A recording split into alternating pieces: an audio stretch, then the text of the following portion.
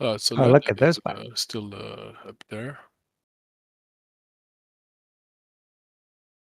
Wrecking shorts again.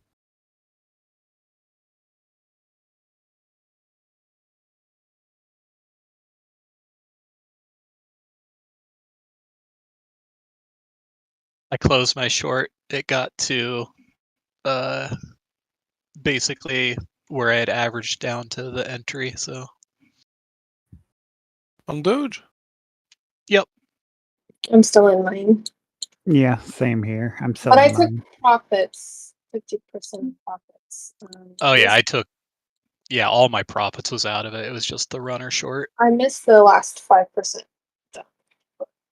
when I took the first profits. I mean, I have no short. Should I enter one? Give me financial advice, please. Yeah. Yeah, do it. How about Solana? It's the most popular thing right now. We did hit 12-1, which is what I was waiting. So, yes.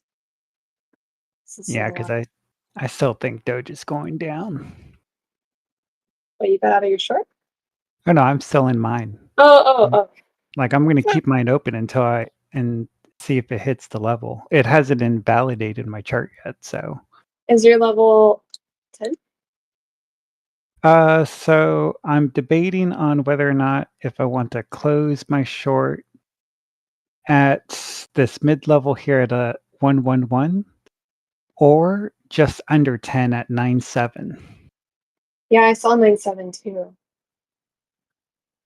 So I'm thinking 9.7 ultimately is where we're probably going to end up at before we have a bounce to retest the highs.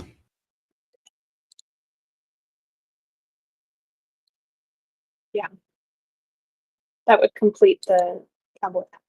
Yeah, to invalidate this, like Doge would have to go up 50% to the 50% marker up here and exceed it.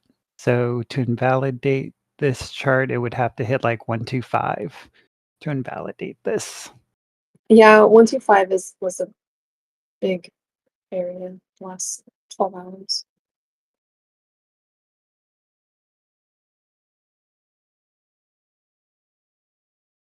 Well, with Solana leading the market again, I don't trust Solana with a 2-foot pole.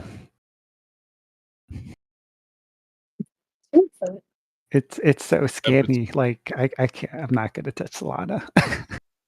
Yeah, I mean it can go to zero. I mean to $8 pretty easily. All we need is a few red candles on Bitcoin, I guess. But for now, it's bumping. Yeah, I mean, to me, Solana has no business being over $100. So being over 100, like I would short that all day. I think it's the same story as Bitcoin. I don't think it'll really stop this whole up move since $8 until it reaches a macro time frame resistance. And well, what do we have left on Sol? It's got no soul. You know the 50 EMA on Doge is all the way back down at 8.8. Oh yeah. You have this level left, yeah, all the way up to 140, 144. But after that, you're in the all-time high structure, and things could go quick. Yeah, I could see 9.1 again. 91 for Doge 9.1. You know, to be honest with you, I could see us spiking to 6 like real quick, like a wolf with 6 cents, and then shooting up. Like it just secretly like liquidates all of those longs down to 6 cents and then shoots up. Yeah, there's a vector there too, 6.2. Yep, I can see it happening. Like people are thinking in the back of their head, like Doge isn't going to go back to 6 cents again. That's impossible. And then bam, they're like, what just happened?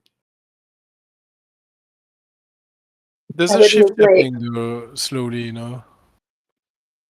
Bitcoin is coming back down to the bottom of this triangle on the 30-minute.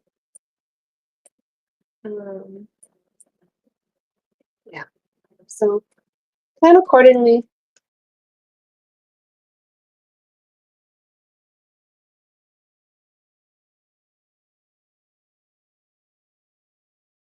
There's also a vector to the top side of Doge at 1, 2, 3.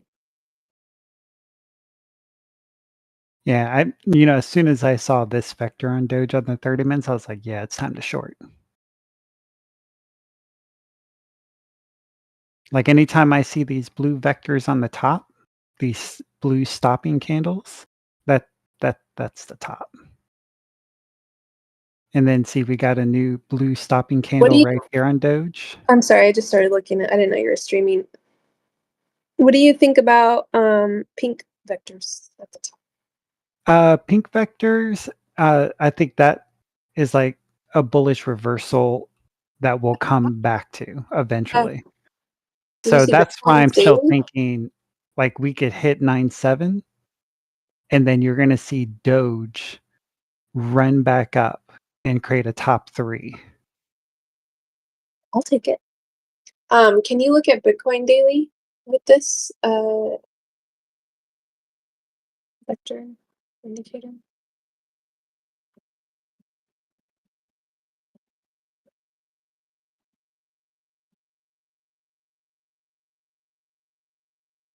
So here we have Bitcoin. Can you put it on But the daily? oh yeah, we can do it daily. See, I got a pink one. Yeah, same here. Yeah, to be honest with you, I think Bitcoin is going to eat through all of these vectors, Need it. to be honest with you. Because look where our Ichimoku cloud is at. Look how far away we are from it, right? So I think what's going to happen is we're going to have a slow burn down. It's going to hit to the top of this, bounce, and eventually it's going to eat through this, and we'll probably find support somewhere around 45K is where we're going to end up. You see the blue vector candle right here? That Mm-hmm. stopping candle? I think we're going to come down through here where that blue vector is.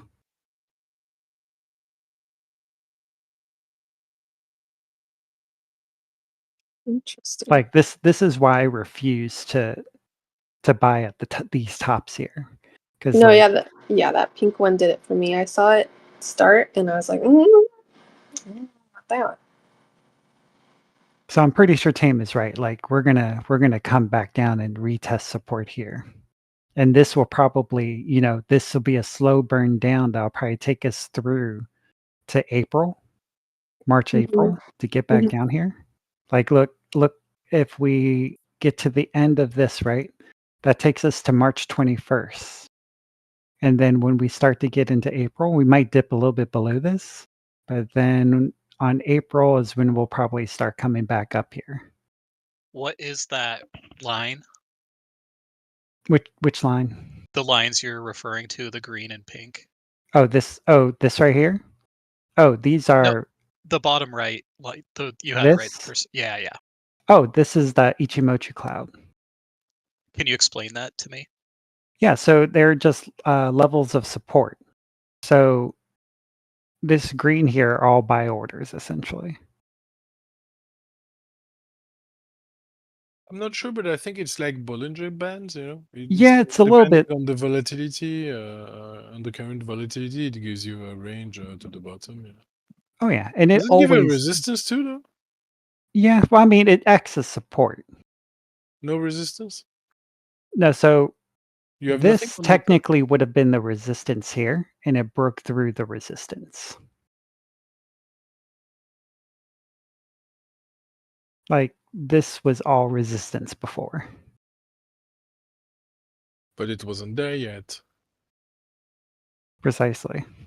And then they just ripped through it. But it's going to come back down to support. It could be Yeah, that's higher not than high before. expected though because of the ETF buys. So instead of like 40, maybe that 51 or 45, like the ETF buys throw a big wrench in everything. Yeah, and then also if you look at, don't know. hang on, let me go back out of this. Was it?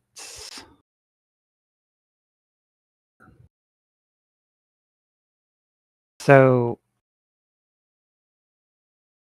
we've been playing out with the dollar here. So my thought process is the dollar is finding support. And if it starts to go back up again, we're going to see money coming out of crypto. And so that's what's going to cause Bitcoin to start coming down. Yeah, I agree with that one. Your Because look where's your at the validation of that target idea? range. We got a target range where DXY could pump back up to 119. And if that happens, more than likely we're going to see Bitcoin take a fall. Oh, it's not Bitcoin. It's the world economy. Oh, yeah. It's another opportunity for America to buy the world. Yeah, the whole market. Yeah, the whole planet. Where would you invalidate that idea of Dixie finding support and continuing higher, though? Like your triangle, if we can't break out that blue area upward, I guess, maybe? Or... Yeah. It's the triangle is more of a indecisive pattern. So you can already see where we couldn't break below 100 here. And then where we had resistance here and it already broke through resistance, and now we're building support on the dollar. 3.8. And you can look right here too. Like we started building, we broke through resistance, started building support, broke through support, started building this resistance here, and then it broke the resistance.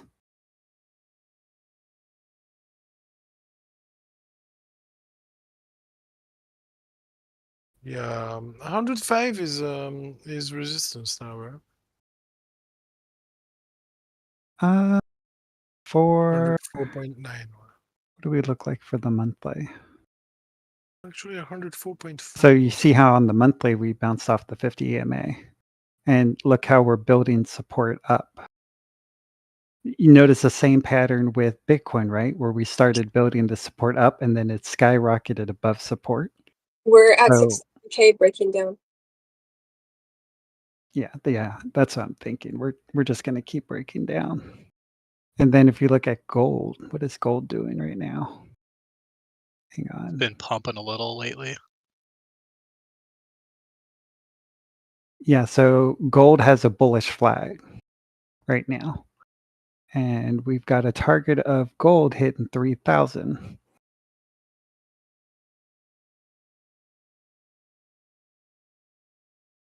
But the thing is, rising wedges, 50% of the time, break down, right? So what could happen with this rising wedge is we could see it slowly creeping up a little bit and then gold plummet. But see, it's got a target for gold to drop down to $266. Imagine the detriment if that actually happened. It's been like 2,000 for what, 3 years now? Like seems so unlikely. Yeah, and we've had it high seems inflation unlikely, for 3 years but too, right? this is our monthly.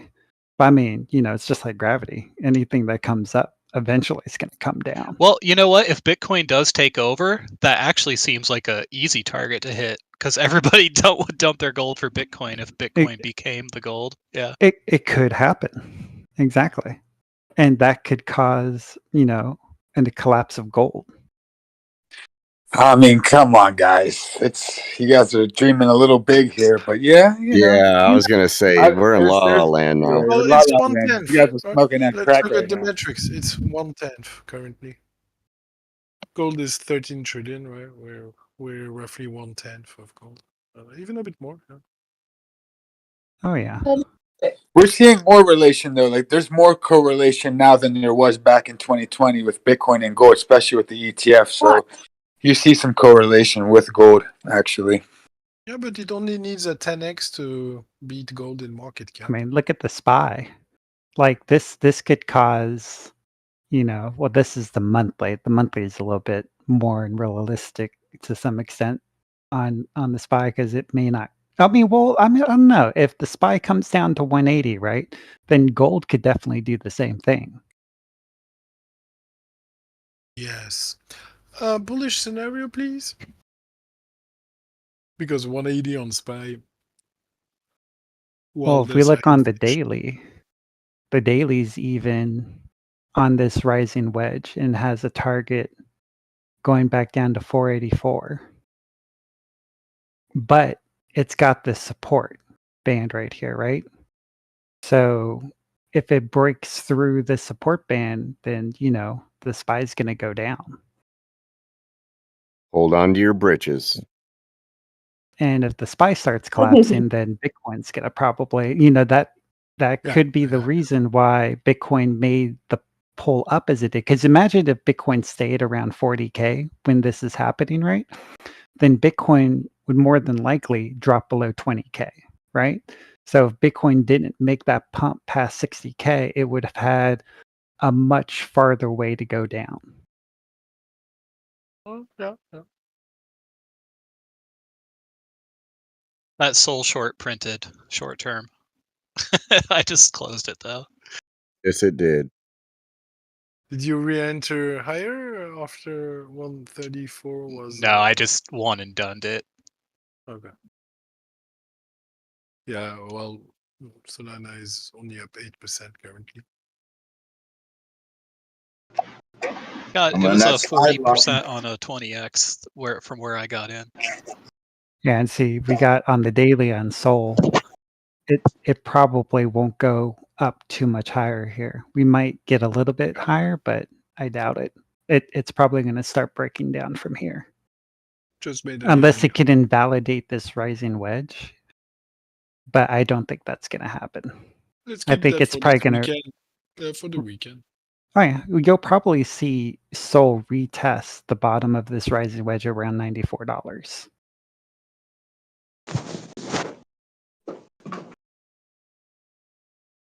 Yeah, it's a nice. At the it very needs to least, be- it may not hit 25, but it will definitely retest 94, 95. Yeah. I still think crypto is its own monster. I mean, there's some relations with S&P and gold, but like there's actually you can look up, there's a lot of charts and you can look at the correlation between gold, BTC, and the S&P 500 too. And you could see it switches from like 2018 to like 2023. You have three different correlations in a year, like from negative to positive, back to negative. Like in 2019, you had negative correlation from January to June, then positive from June to October, then it flipped back to negative. So it's so random. And I think, you can see kind of on the smaller scale, there is some stocks, I think, and people are selling off some stocks. And you could see, I think, a lot of big sell offs that happened 2 weeks ago in stocks did help the crypto pump too. But I don't think there's going to be major correlations. I think Bitcoin is its own kind of monster, and it's better just to kind of chart. I guess DXY is the closest thing you can really use, in my opinion. But besides DXY, it's kind of just, I don't know. I think wasting your energy. they're It's doing the just same all thing. They're always speculation. doing the It's same thing. 50-50. I Now, just use them for BNB, another on the point other hand, is doing some of crazy confluence. stuff here on the daily. It created a double bottom, and BNB is talking about a target of $613 here, testing its all-time highs, and it's still going up. I really haven't heard anyone talking about BNB either, though. I mentioned it a few times. Oh, BNB is going to keep ripping. BNB, it's like, yeah, BNB is going to do good.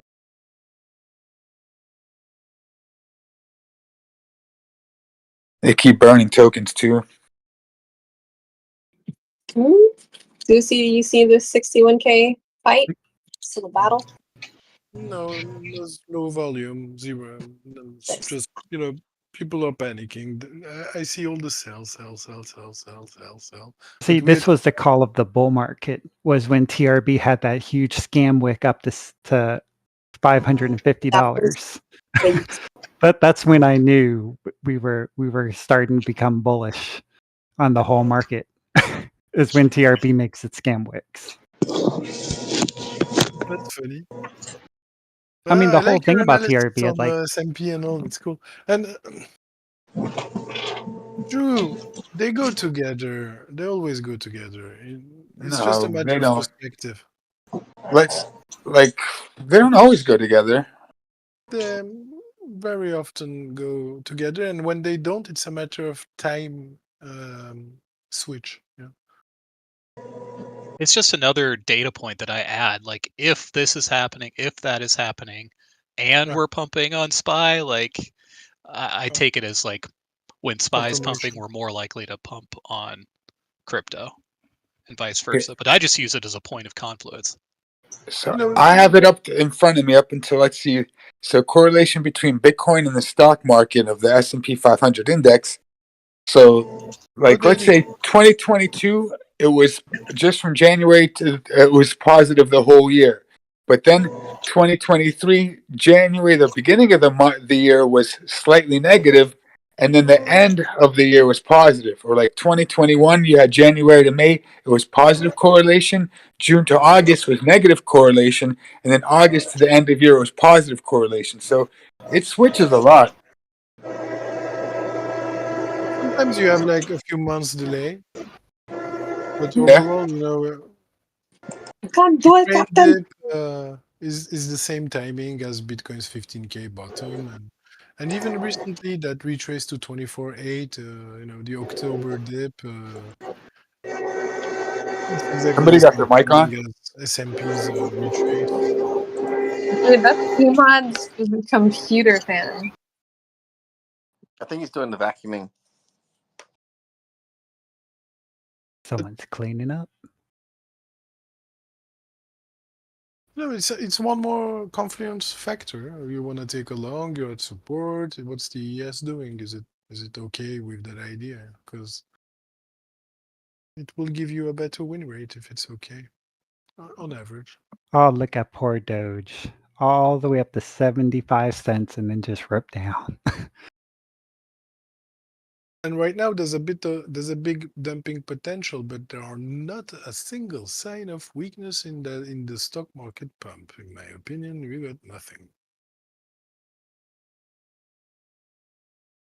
It's just reaching high levels, so we're becoming more and more bearish. But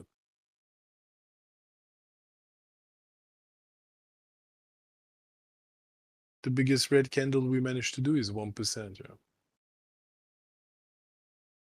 Not like those Ukraine dips with 4% red days and all. And those days are gonna come, but maybe tomorrow, maybe next year. See, my first level with this comes down to here, which sort of matches with my projection. And then if we have something crazy happen, then we'll come back down to here. We'll see. I don't think right now, I don't think we're going to see a retest of the top on Doge.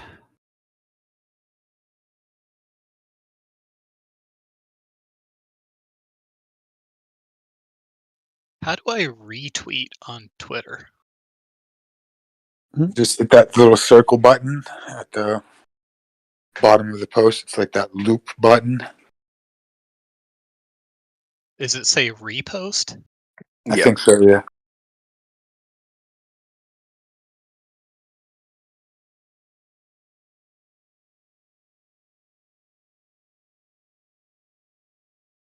Yep, it says a repost. Above it says quote.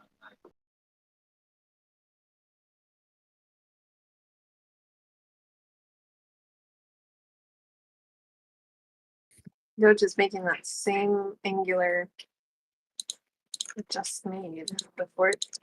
All right, Peach, just keep your short and don't sell it until 6 cents. I tried on the way up. They all lost.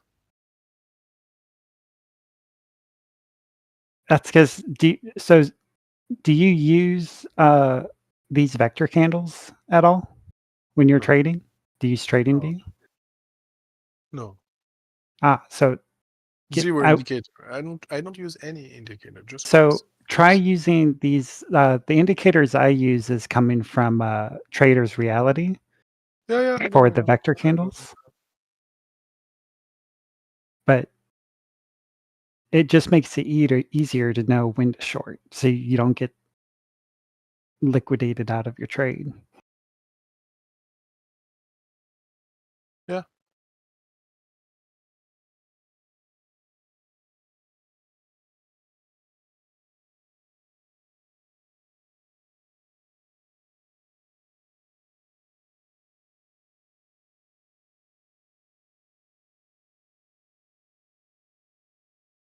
We'll see if Doge tries to make a triple top up here. No. Makes a triple top and then down. Oh, I'm already in position. I don't want it to go up that high. You mean triple top back to It 13 it cent? made a On double 1 second? bottom on the VWAP, so it could try for a triple top. That's exactly what it looks like it's doing. We whap. What's the red and yellow and blue dots on your chart? Oh, those are liquidation levels. Oh, right, you use that too.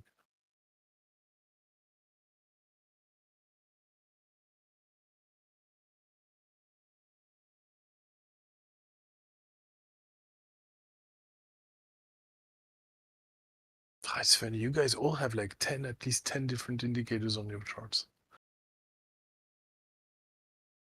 I could have more. More indicators is not better. I go naked now. I stopped using indicators. Same here. Nothing. Even RSI, I'm not even looking at it anymore. Just guess. Doesn't matter. No, not guess. I mean, Damn I look it. at the order book. I have my trend lines. Well, trend Support lines are still resistance, indicators. Well, I draw my own trend lines though. Well, I make my own indicators. Hey, D Block.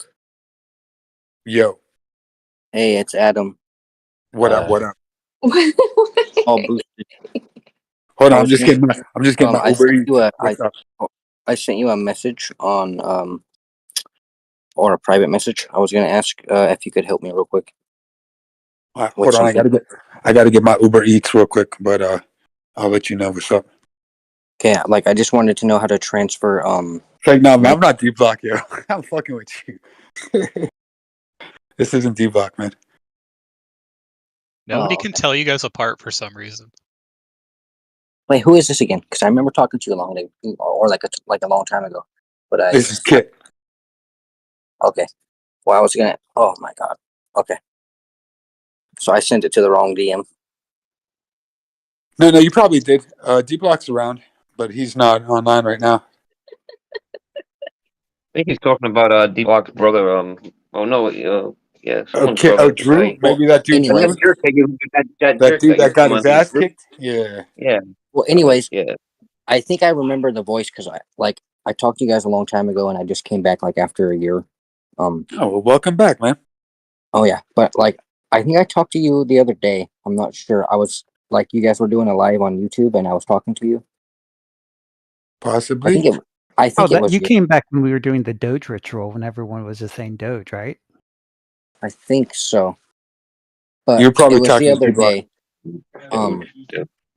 But I was gonna ask, could one of you guys help me figure out how to transfer money out of Coinbase to MEXC? Like I don't have a computer, but I think I remember a long time ago I was able to do it on my phone. What do you want to What you want to transfer crypto from Coinbase to MEXC? Yeah. Yeah. So have you ever sent crypto anywhere? I had before. I did on this I did a long time ago, but I talked to Robert. Robert helped me. Like it was like it's been about a year. And I messaged him the other day, but he hasn't responded. What are you holding any crypto on Coinbase right now? Yeah, I have some. So, if you don't mind me asking, what are you holding? I have Shiba Inu. Yeah, so you could send your Shiba to So, MEXC. but like I transferred that like Shiba like I transferred it to Tether. You USDT, sold it. right? You can't transfer it to Tether. You sold it for Tether, right? Yeah. Yeah, so if you sold it on Tether, just make sure you know what network you are. That's USDT. Make sure it's on the ERC20 network, Ethereum network, USDT, or whatever network. I don't know. I don't use MEXC, but maybe someone here that uses MEXC. Do they use USDT on ERC20 at MEXC? Yeah, they got all the networks. You just have Is to is that go- the Ethereum one? Because I think I had the option to do that, but I wasn't sure, and so I didn't want to send it. So and that's Yeah, why I make couldn't sure. do the Yeah, you app, have to make just sure to you make find sure. out what you have to make sure you find out what USDT you have. If you sold it on Coinbase, that means you probably have ERC20 USDT because Which that's is what they. Ethereum, yes. Yeah. Okay, and So then I can transfer that from, I can transfer that Tether, to MEXC, correct? I just got to yeah, copy the wallet from Yeah. Coinbase and then transfer it. find your USDT wallet in Maxi and spot. Choose I deposit. got the ad. Because a long time ago, I got wrecked a long time ago, not knowing what I was doing. Like I can I lost like $5,000, all my money that I had at the time. maybe And do like your first I'm, transaction I, 5, 10. I'm Do just 10 trying to, bucks. I'm just trying to throw like 50 or 60 bucks at it tonight and see if I can just learn again. You know what I mean? Yeah, I mean every platform has a tutorial. Bitcoin. Coinbase has a tutorial how to do it. MXC has a tutorial. It's pretty simple, but just like Fly, like Joe said, just copy the address, the deposit address from MXC, and you paste that into or the receive address from MXC, and you copy that into your send address on Coinbase, basically. Okay. So first you go to MXC, you have to copy the address where it's going. Because that's how you copy the address where it's going. You know, that's your USDT address from XC. You copy that wallet address, and then you go back to Coinbase and you paste it to, because Coinbase can ask, where do you want to send your crypto? So you paste the deposit wallet address from XC into the Coinbase send. Okay. Gotcha. Well, I'm going to try that. And then, yeah, I appreciate it. Thank you.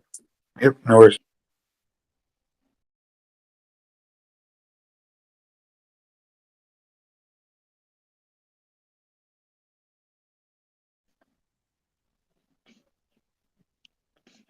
I got the correct wallet address to send money over if you want it.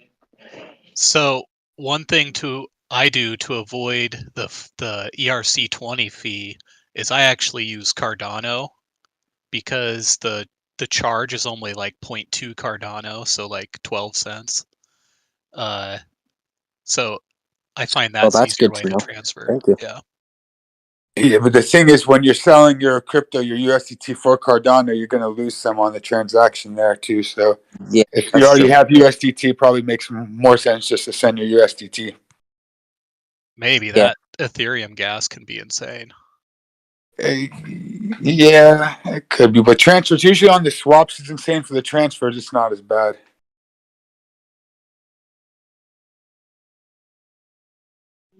Hey, how do you how was you saying you buy the Cardano USDT? No, it's not USDT. I just buy Cardano and then transfer the Cardano on the Cardano network and then sell it on the exchange that I'm going to. Okay. All right. But yeah, it's going to be two fees, the buy fee on the one exchange and then the sell fee on the other. So like Kit was free saying. on Maxi at the moment, but yeah, either that or your exchange supports a different network, and you can send the USDT over Tron or BNB. So, all right. So if I have a Trust wallet or MetaMask, so if I was going to do Tron, what is that? Arbitron? That's TRX Tron, but you know, you want to walk before you run. So just learn what you're doing with Ethereum first, and then I've been using Ethereum for a long time now, and I'm sick of paying $20 or $30 to send money. well, you could use Doge, you could use XLM. So yeah, Option going on. XRP. Oh yeah. So yeah, I just been buying Ethereum to pay my gas fee on Trust Wallet, and then buying the USDT and sending it to XC. But So you guys just buy whatever and then send it, sell it. Yeah. Might as well send BNB. Just and buy. Wallet. Just. Are you using Coinbase? Makes sense. It's on Trust Wallet too. So. Oh, Trust Wallet. I don't know what you can buy on Trust Wallet. Anything? Yeah. Okay, Looks like yeah. you buy about everything. Then you can even just buy a stable coin on there, can't you? Like USDC. Yeah, but those are ERC20. Well, that's usually what I'm buying. I used Yeah, to but buy. you can send USDC via the Solana network for really cheap fees to Mexi. So that was my question, really. Is like, how would I use the Solana network if it's on Trust Wallet? Do I have to buy Solana to pay for gas fees or? No, you don't need Solana coin itself to use the Solana network. I think you do have to have a little bit. I don't. What I do, I don't use Trust Wallet, but here's what I do. Here's an example. There's many different ways to feed your Mexi account to deposit into there, right? Okay. So I use Coinbase as my bank, let's say. You're using Trust Wallet. I buy myself USDC and then I send that on the Solana network to my Mexi account. And you hit deposit on your Mexi account and you type in USDC, get that address, that deposit address that it generates, and then you send it to that address. You send a little bit of amount to see what happens. It only costs a couple pennies, like 20 cents. Sometimes it's free. This gas stuff, you don't know. And so USDC is the same thing as USDT. I mean, it's No, they're different. I But know they're both stable coins. They're both stable coins. They're usually always $1. Maybe it's like 9999999, but it's always supposed to be about $1. Pork is Solana pumping. does take gas. It's only like half a penny though, and Coinbase probably just takes it out of your transaction if you don't have Solana. And But wallets, you'll need it, I think. on Coinbase, I heard this a long time ago, and I got a Coinbase card, but I just never did end up using it. But so if I get the Coinbase card, I can use it as if I have crypto, I can spend it anywhere, and it just takes crypto out of my. Yeah, You don't want to do that though. You do not want to do that. Just set it for USDC. Like, don't let it use your Doge. Don't let it use your Ethereum because it's giving you a very bad market buy. It's not giving you the proper spread either, and so they rob you when you do that. Do not do that. If you're using your debit card, either take from USD. Make sure you activate that it's using USD or it's using USDC. Do not let it use your crypto. It's going to eat your crypto away. Yeah, I load it with USDC, and then you load it up. So I've got my debit card linked, my bank account linked to Coinbase, and I just feed it. I load up the card, on the app, and then I load it with USDC, and that's how you go. And you can set your PIN number beforehand and everything. I've had a little bit of little tiny things happen when I go to pay for stuff, but a lot of people have good successful stuff. Why would you do that instead of just using your debit card? Because you get rewards. They used to get good rewards. Now they're only giving 0.5, so they're giving just a little bit of interest, but that's it. So if you have a credit card, let's say it's better to use, let's say, your Apple card that's giving you 4% on your purchases, but you have to make sure you pay your bills in time, and then you don't have any interest to pay. But right now, Coinbase is only giving 0.5% max, which sucks. They used to give 4 to 5%, which used to be great, but now they got a little bit stingy. So it's better to use a card that gives you better interest. Like me, I like using my Apple card that gives me right now 4.5%. So that's it makes more sense to use whatever gives you best interest. Drew, yesterday you was talking about Pondcoin and staking it. Yep, pond and pork. Those are my babies. You said that you was getting back 75%. What? Well, on this one lockup, yeah, but it's locked up for 49 weeks. So it's high risk. It's very high risk. I don't know what the hell these guys are gonna do with my coins. I basically said, okay, lock it up. You guys do whatever the fuck you want with my coins for a year, and let me see if you guys can spit out some cash. And they have been spitting it out. So, It's a good enough project that I think it's. well, I didn't put that much money locked away. It's more of an experiment. So I'm gonna put a little bit more, but not for 49 weeks. I'm gonna do another 6-week lock pretty soon. But yeah, dude, I'm loving the project so far. I got some really nice gains on it, and I'm still scalping it. Pork is pumping right now. It's like up 17% for the day, or this last hour just pumped 23%. Pawn coin just pumped another 7%. It's up 11% this hour. So I'm chilling like a villain. What are they? What are they part of? I mean, They're ERC20 tokens right now, but pretty soon they're going to have their own blockchain. I'd say within the next month or so, it's going to have its own blockchain. It's something that kind of evolved from Pepe, but they tried to like kind of hijack the Pepe community. It didn't work out too good. And this is Pork is a Pepe fork, basically. That's why it's called Pork. But it's it's a crazy project. It's very high risk. It's a low cap. The market cap's only 141 million on Pork, and it's only 56 million on Pond right now. So it's very low cap, but definitely super high risk. I wouldn't throw money that you're not willing to lose on something like this. But I'm in it. I'm in there like swimwear. And you get rewards when you use the swap. Pondcoin.com, they give you rewards when you swap and stuff like that. So, but yeah, it's not for everyone. Yeah. Bitcoin decided to keep 61K, and Doge is moving. Doge is getting buy pressure. Sideways. Yay. Or not.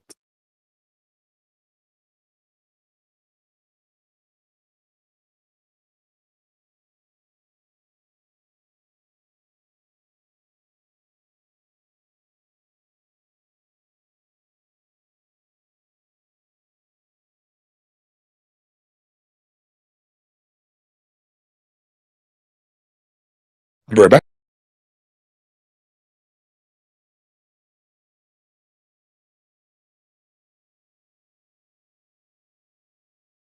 I closed my Doge short.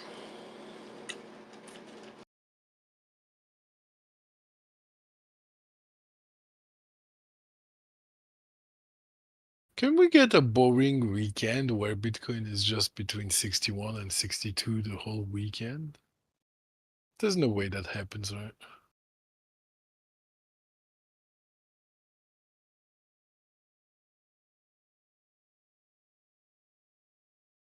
I think they're gonna bleed and shake out,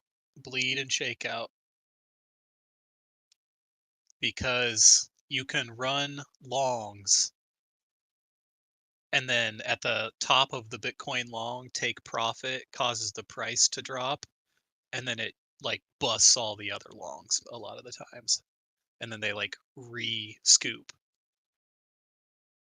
They did it a couple times today where like they let the price on Bitcoin drop close to 60 to shake out the other coin longs.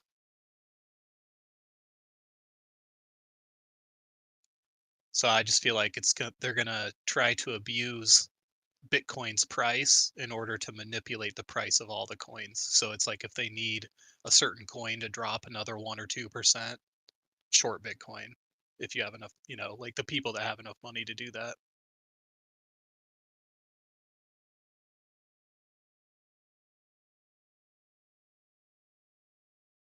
Well, so my strategy is to pick up longs at the bottoms after the Bitcoin dumps, essentially. These dumps I'm talking about are like 0.3%, but that's huge because whenever there's a move like that, there's usually sell-off on the alts. Peach, it looks like they shook you out of your short trade. I'm not Peach. This is Tana. Oh, Tana, sorry. Yeah, they should be. It was a trap. You said it double bounce something of you up.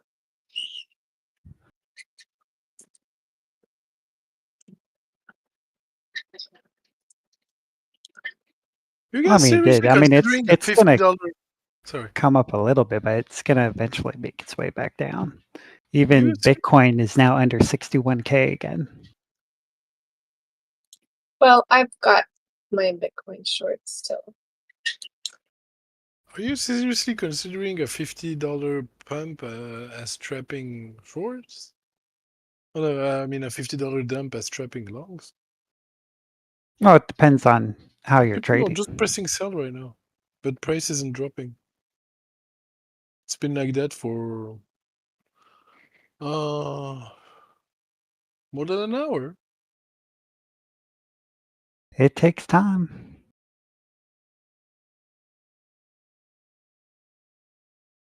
The overall volume is low, but yeah, I'm gonna go. It has a lot of liquidations that it could just pop. They tried selling 120 Bitcoin, and maybe they can come up with another one. Otherwise, support is support until it breaks. And the low is 60,500. Well, my thought process is too, like all the people that bought the tops of Dogecoin, what are they doing at this level? They're probably DCAing, right? But every time they DCA, what are they doing? They're raising their liquidation levels, right? And so that's why my thought process is that as Doge is doing this, the price is going to continue to go down, forcing people to try to DCA more, and they just keep pushing their liquidations up higher. Are you talking about local top, people that bought local top, or all time? All time. I don't know if there's that many left. A lot of them got shook out. Well, one thing is sure, shorts are there's there's nothing left, right? Unless you're zero liquidation, whatever, that you couldn't survive that even on 3x. So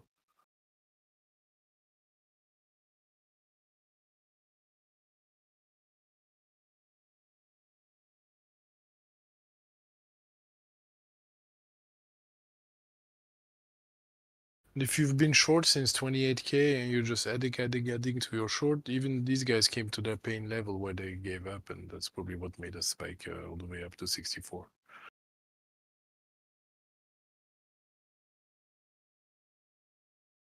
So yeah, I like your idea because now there's only longs left in the chart. Mm-hmm. Makes sense. Yeah. Where's the money at now?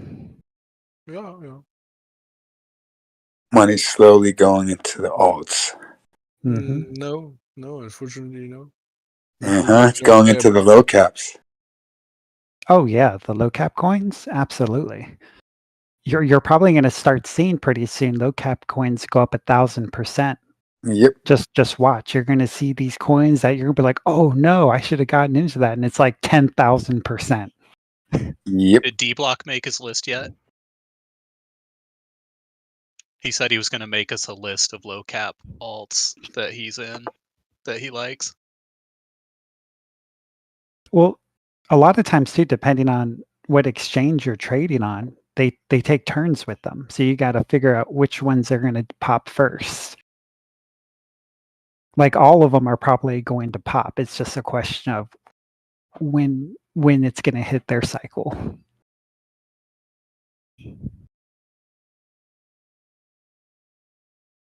Yeah, if anyone is buying a pork or pond on MEXC, just be wary that you get no kind of rewards. If you're doing that, they're not saving your points or anything. So it doesn't mean you'll qualify for airdrops. Because I had a Can you friend who send bought them? them. Even if you send them, once you send them, if you send them to your DeFi wallet that is interacted with the pondcoin.com, then yeah. But if you're just buying your pork or pond on MEXC, you're not going to get airdropped or anything like that.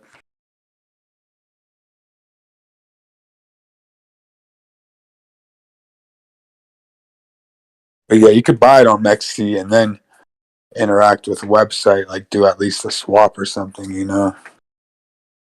Rejected by the 50 email on the 15. Doge.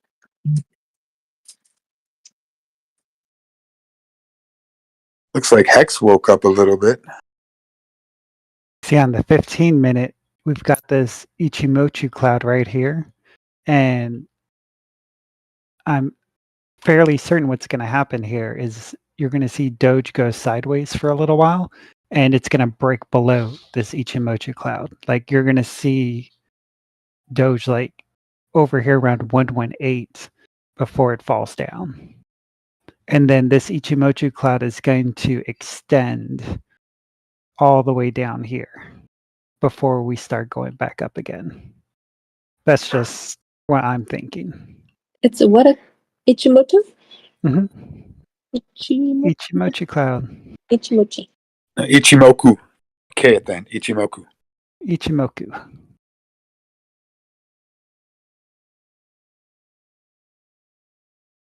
So when ETH to 4,000?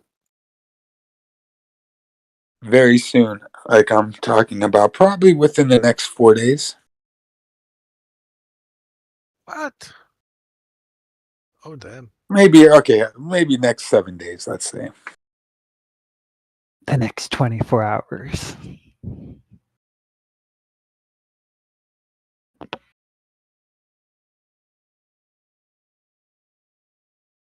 Bitcoin likes that 61,000 level.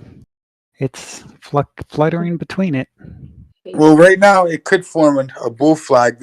Would be the first stages of, as long as it stays in this range, somewhere above even 58K. It can stretch down to 58K and still be like a nice bull flag, even on like 8-hour, 12-hour daily. So this would be the first part of it.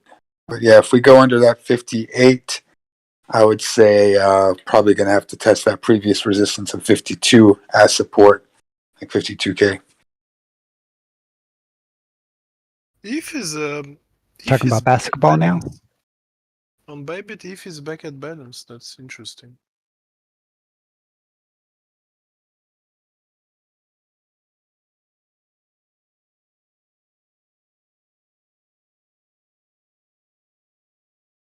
Bitcoin is very far from it though.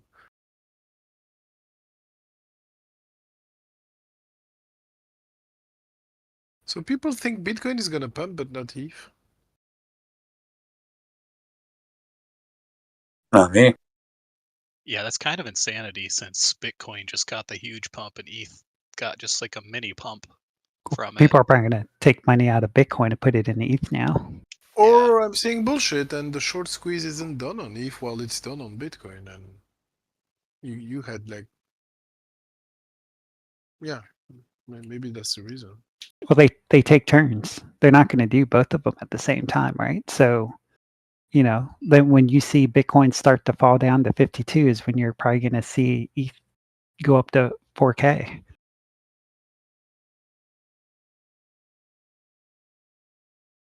It's not volatile enough to do that.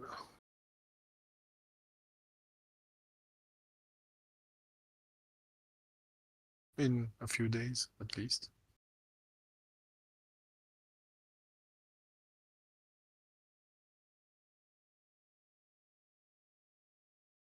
ETH should already be at 4K anyway.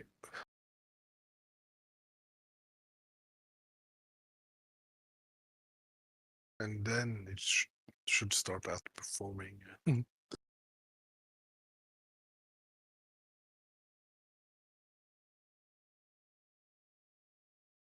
No, people like to buy breakout trades, and I guess they're going breakout long on Bitcoin at these levels, hoping for a new all-time high. While on ETH, it's not at all-time high yet, so the big imbalance will probably start once you're coming towards the previous all-time high, where all shorts will be completely wrecked, and yeah, it's very different. They are at very different price points in the chart, so maybe that explains a bit why ETH currently is not being longed as much as Bitcoin. Also, kind of good news, I think. It's going to be cheaper to try to catch it.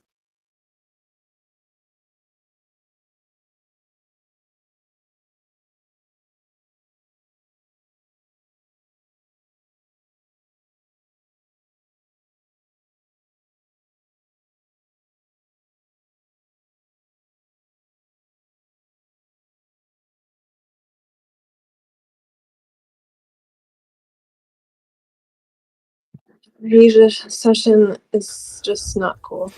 I never like it.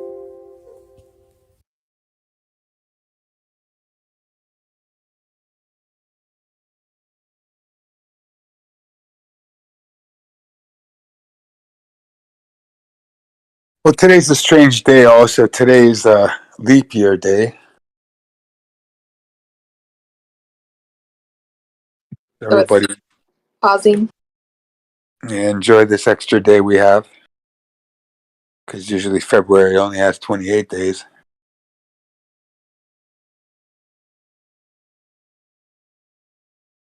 They're Is trying to that make bullish more for money. quarterly GDP?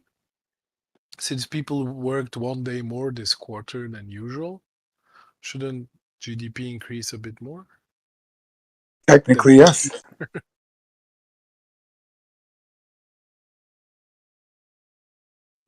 Bear flag.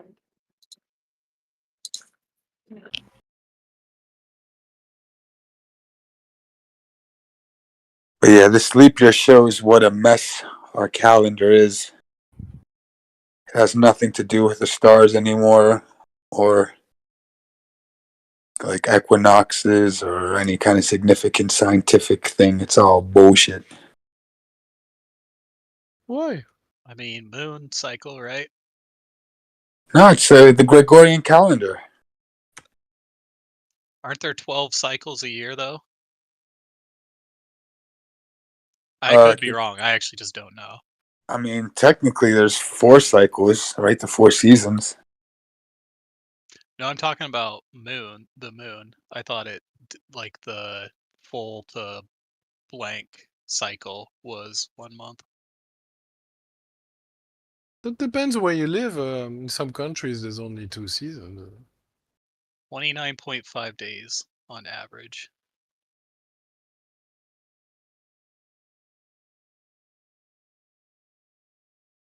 We've been using Gregorian calendar for 434 years. Almost. Oh, that's crazy. Almost 500 years.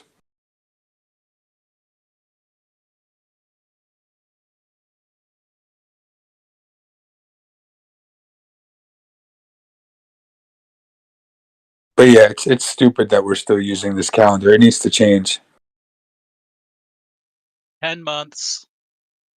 No, it doesn't work. 365 days is like has to be there, basically. You want to use a moon calendar instead of our current calendar, but why? Who said that? Kit. It's just ludicrous, Kit. What's wrong with the Gregorian calendar? Well, think about it. Like You got to leap determine seconds. to determine how much interest occurs for a wide variety of instruments like bonds, mortgages, swaps, forward rate agreements, etc. Day counts are required. So the calendar we have, there's anomalies and there's a lot of complexities also, and those create day count problems, and that has consequences. So I mean, there's I don't know if you could do like a simplified interest calculation based calendar or something, but it could be so much simpler, more scientific. If you think about it, the months too, it's like of January, February, March, April, May, June. Wait, hold on. Wait, Monday, Tuesday, Wednesday, Thursday, Friday, Saturday. Let me think. So there's only like September is Septa 7, right? October 8, Octa. November 9, December 10, right? Now January, that's supposed to be 1, right? And February. So January and February shouldn't even wait. January, February, March, April, May. Hold on, I have to think There's about this. 12 I'm a little months in a stoned. year. and there's 7 days in a week, and that doesn't always line up, right? So you want to simplify that. Sometimes the first day of the year is not a Monday. Well, you would imagine having a Monday always being the first day of the year. It's just weird because any system we use, besides like 1 year being 4 years long, is gonna have to include a leap year, just because like the No, days don't no, work out. not if you change the size of a day. We could precisely calculate the real size of a day, and it's off. That's why we have leap years every 4 years. It's not 24 hours a day. It's 23 point something. So if you Well, change the yeah, then size of all we a need to do day, is add the like a 1/365th times 4 leap second to every day, and most of the problems are solved. You can eliminate that day, and every day just gets like half a second longer or whatever it ends up being. So look, I think there's supposed to be 10. No, because then the sun 10, cycle would get off, Zuzi. That's not right. 10 months in a year, and then you have points. So if you get, hold on, I'm getting a phone call. I'll be right back. no, that would work. Instead of having a 24-hour day, if you calculate it so that you don't need a leap year anymore, you get like whatever the right number is. The day 24 hours. nights. Well, what? Then you don't need a leap Maybe it would year only once shift every by a 4 minute years. over the 4 years, so it wouldn't matter. But the thing is, like, if we just increased every day by 2 seconds, every day the sun would be coming up 2 seconds earlier and setting to. You see what I'm saying? So you'd still need to reconcile that. Otherwise, you'd be waking up at 6 a.m. and then in 7 years you'd be waking up at 7 a.m. Like you'd still have to adjust for that because the sun goes around the earth, or the Earth rotates once every 24 hours, right? Or no, No, I'm just wrong. You're right. You're right. I'm thinking about it wrong. no, the Earth rotates in 23 hours, 59 minutes. The problem is the Earth also moves around the sun at the same time. So we need to do a bit more than a full rotation to face back the sun exactly at the same angle. So that's where the 24-hour comes from. Yeah. So you're right. The sun would be offset every day. So yeah, okay, my idea is not good, I guess. So these guys, they figured it out 500 years ago. They found a good system.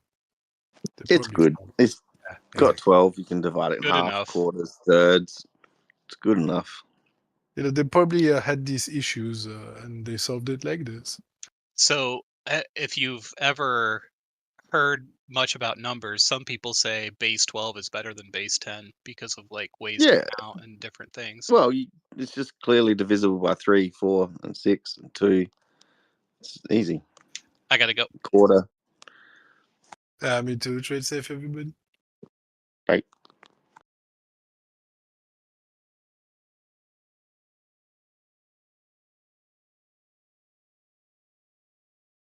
So it looks like there's a solution that I've been it's called the Hank Henry Permanent Calendar, the HHPC.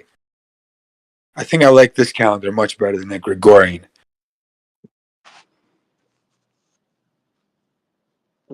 So every day on that calendar falls on the same day of the week. So New Year's Day would always be a Monday, and the year would be divided into 4 3-month quarters. The first 2 months of each quarter would be made up of 30 days, and the third would have 31 days. So each quarter contains 91 days, resulting in a 364-day year comprised of 52 7-day weeks without having to have leap year days and shit like that. So I think that would be the solution. We should, instead of having 365.24 days, which is the astronomical calendar, we would have to make our calendar 364 days. You'll get out of sync. Not necessarily. Because, let me see, hold on. How would this work out? Oh. You're saying like out of sync, like people that are used to, having a certain the season or Well, certain time of day, night? the Earth's rotation 1 day and its rotation around the sun 1 year are not like divisible perfectly.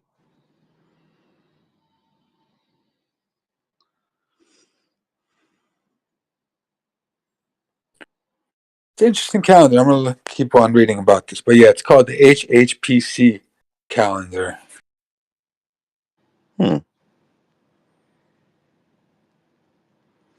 This just boiled down to you don't like Christmas or something, kid.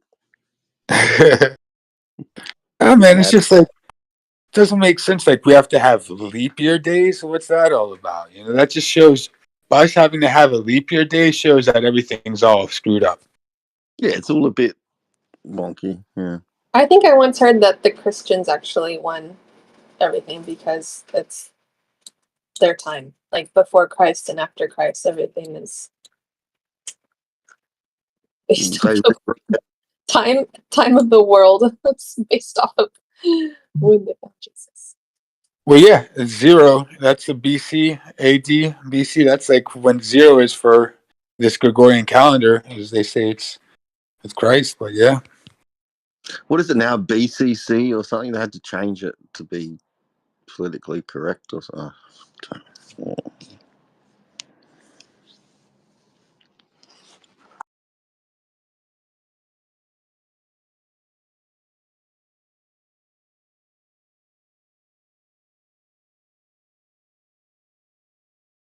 The biggest bad thing in dates is American date format. You guys put month, day, year. That is the worst.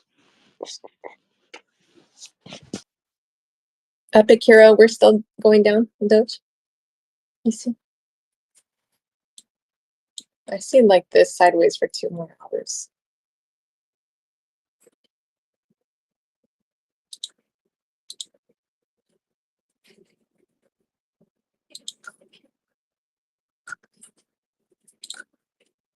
yeah, the whole UK with inches is pretty bad too.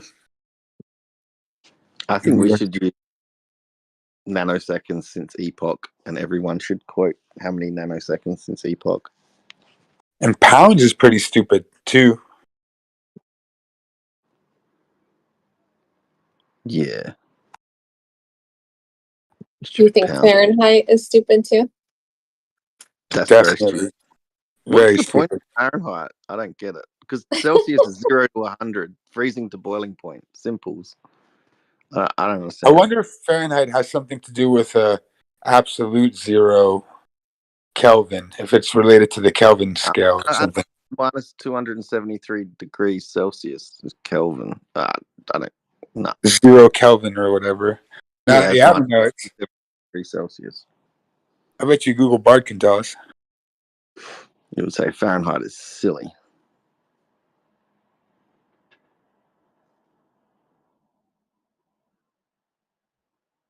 Although 100 degrees Fahrenheit's, is about as warm as you like it, I guess. It's a warm day. What? That's like hot as balls, man. Yeah, I know, but it's 100, right? Out of like temperature-wise, it's sort of, it's 100.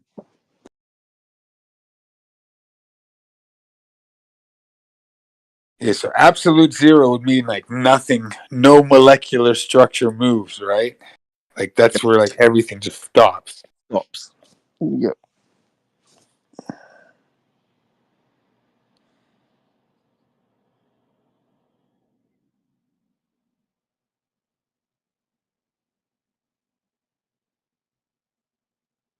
Some scientists say it's only friction that causes heat. Even in fires, it's molecular friction that's causing the heat.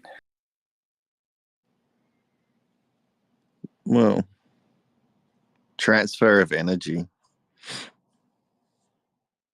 Right, but within that transfer of energy, there is some kind of, I don't know if it's atomical at the atomic level, but there is some friction, whether it's like pressurized friction or, air pressure being pressed against something. I don't know, but it has to do with friction. So if there's like no friction, then things get cold. From what I'm remembering, from what I read back in the day. Oh, they're not moving. Yeah, if nothing's moving, then it's cold. Like it has energy, right?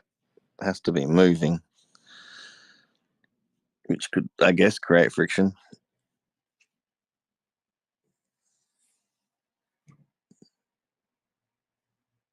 That's why when you pressurize something, it gets hotter because the air molecules collide more often.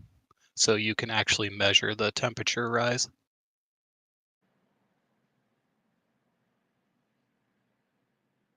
What's crazy is how things get cool when you release the pressure, or like, well, when gases get released quickly, it gets very cold. Yeah. Really, it's just things' natural tendency to approach absolute zero, though.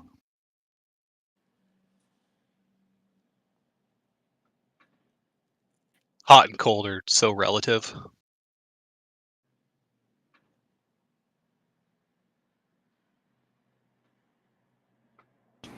But would you rather take a hot shower or a cold shower?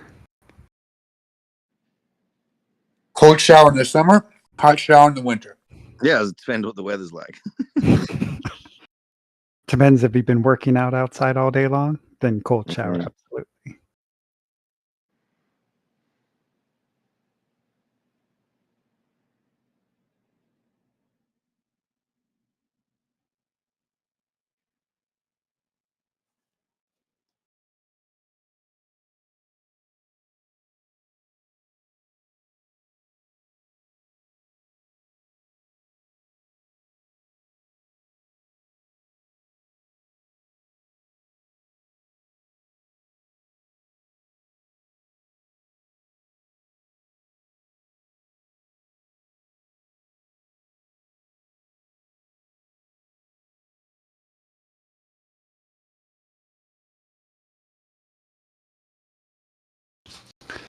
See if Doge will finally break this rising pattern it's in.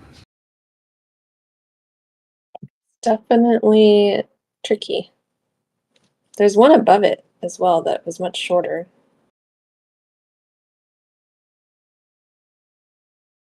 Coming Yeah. down to retest the VWAP again. WeWap. VWAP. WAP. WeWap. Bitcoin's not helping. But Bitcoin could linger for 2 to 3 more hours. Yeah, Bitcoin's looking like it's kind of rounded top-ish on the hourly. Almost looks like head and shoulder, except there's like a little blow-off short on the left side. But I agree. I think the way it's looking right now, unless something bullish pops up like on the timeline, it's going to have to revisit that previous resistance of 57K, 57, and then test that as support at 57,300, in my opinion. Right there with you.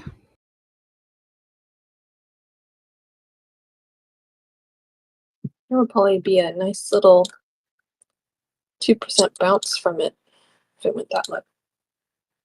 But if this hourly, we still have 45 minutes. If this hourly candle starts flipping green and closes a little bit higher than the previous candle, or like the previous bottom of the candle, not necessarily bullish engulfing, but just to be, at the tweezer bottom or above, we could see a top back up towards 63K. But it depends how this hourly is going to close, I think.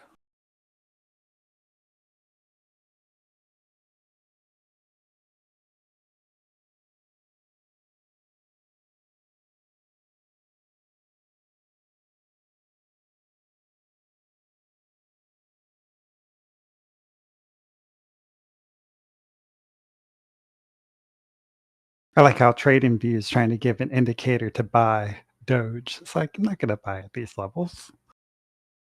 Not a long, at least.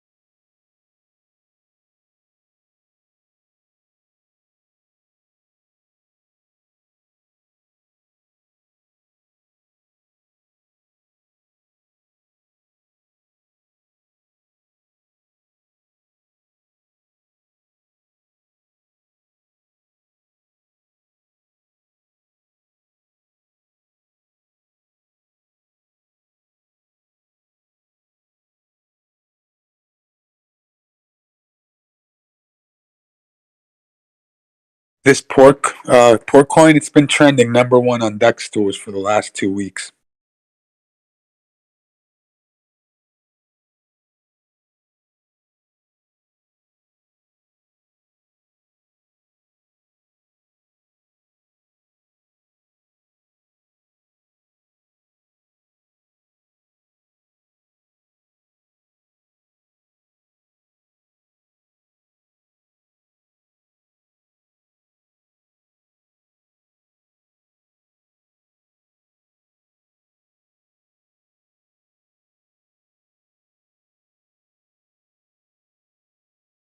You'll like this kit. I had my car serviced and I picked it up.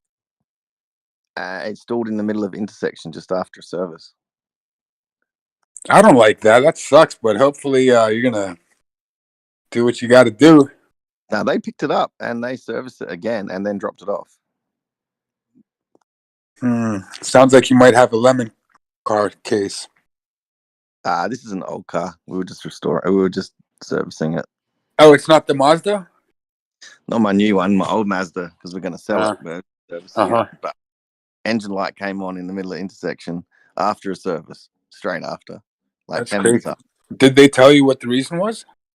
They said it was carbon build-up on the throttle body, but I don't think that would have triggered an engine light straight after a service. Should have been more.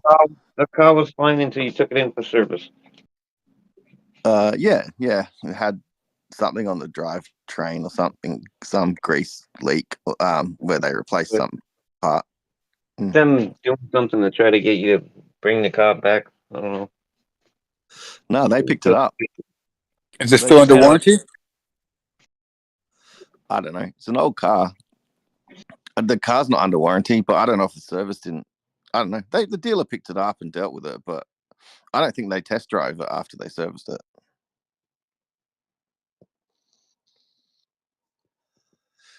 That's all resolved. I thought you'd like that one.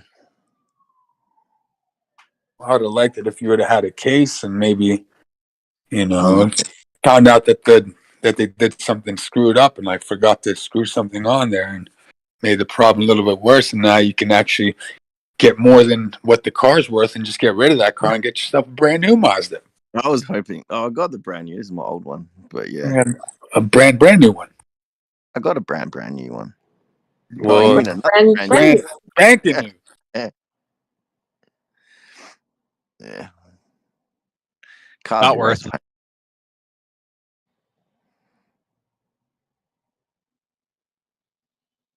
Like the next year model or whatever, the 2025s and 2024 buying. I hate that they're so overpriced, in my opinion. Oh yeah. Yeah, I just got a 2024. They bumped my head a little bit, but they know I love those Broncos, so they got me where they want me. I mean, and if you're in the place where you can buy a luxury vehicle like that, go for it. More power to you. Well, I did a finance. So I didn't like buy it outright. A little financing, I put some money down, little monthly payments. Yeah, I'm happy with that new vehicle. It's cool. It's good. Nice. My brother's vape store as well. The laws changed here. Now he has to be licensed. So he got approved for licenses to supply pharmacies with vapes now. Oh, nice. He has That's to good. change everything. Yeah, well, he's still in transition, so he'll find out how it all works. But He's probably gonna have some steady streams though now. Like if he has that, he'll have like some steadier streams at least. yeah, it's been a grey area, but it's been very profitable. Maybe it'll be less profitable and more stable.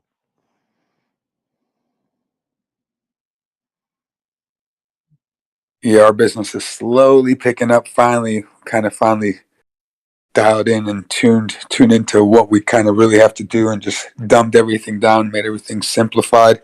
Basically, just getting a lot of trim and turning it to diamonds and selling it on grow, like big weight. You know what it's like. The government, they just want their piece of the business tax.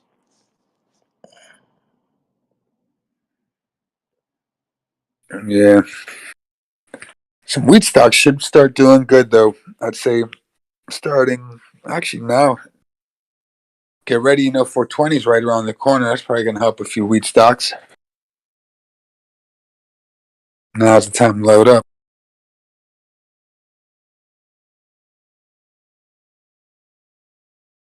It's 420 on the Gregorian calendar. Yeah, I hate it.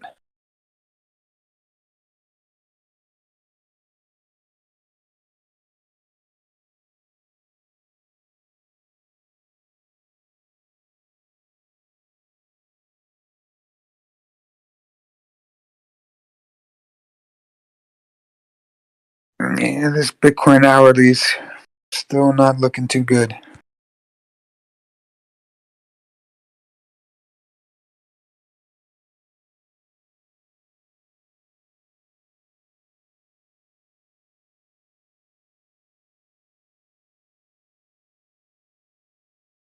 Finally, these assholes took out the liquidity on this thing I'm trading, this pork. This thing only has a market cap of 138 million, and its liquidity was at like $14 million. It's like more than a tenth of the total market cap it has in the pools, which is crazy.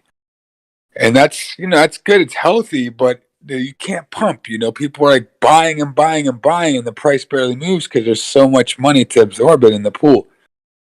So finally, everyone on Twitter like woke up, and we started like going viral, like really saying like, guys, pull your pork, from the LPs, pulled pork, get it, and made some memes about it. And finally, like people figured out, it's like they're losing. They're actually not making that much money anyways on the fees. Spending a lot. Ethereum super expensive right now. So finally, the liquidity is down to like 7.5 million, which is pretty good. And the price started pumping as soon as the liquidity went down. That's interesting. Less liquidity is better. Yep. Well, you don't want. The thing is, there's a threshold you want to stay in. Like, you don't want to go under a certain range. Like I'd say, you don't want to go under $1 million, 1.5 million. For something that has like a market cap of 100 million.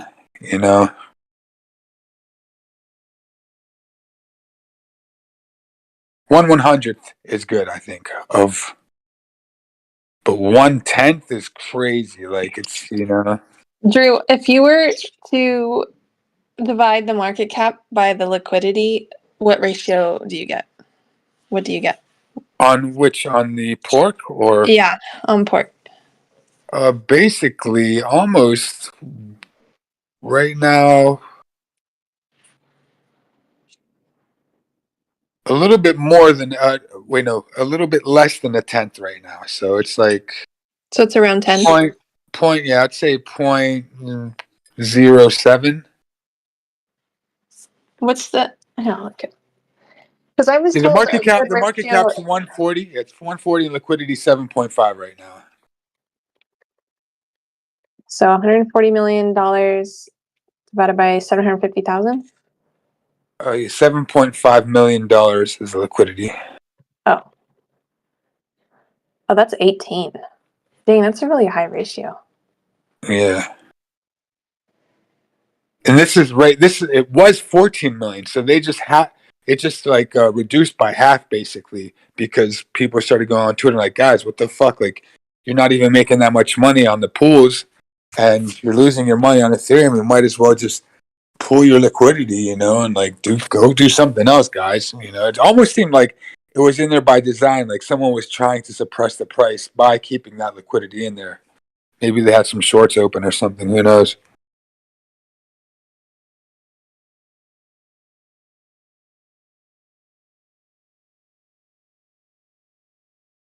Yeah, 18.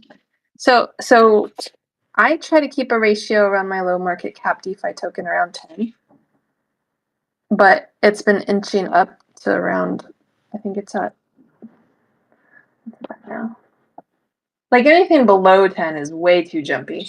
People take profits. It's going to give you a 10% candle.